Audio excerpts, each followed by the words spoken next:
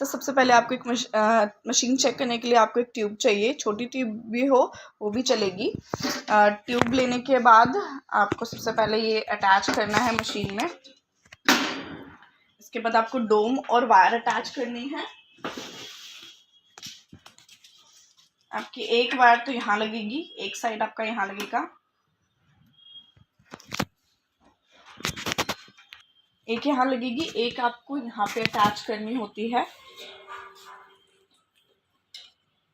डोम के साथ।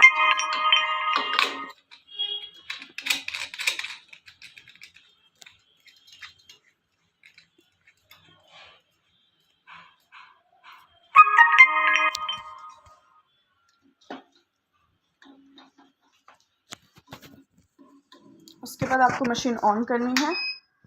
Machine on करने के बाद जो आपको फिजियोथेरेपी यूज़ करना है वो सिलेक्ट करना है। सिलेक्ट करने के बाद आपको आपका टाइमर बढ़ाना है।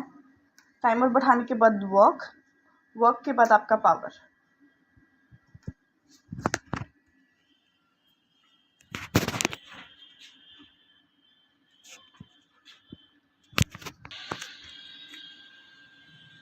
ऐसे आपको हीट आना शुरू हो जाएगी, उससे आपको पता चल जाएगा कि ये वर्किंग है।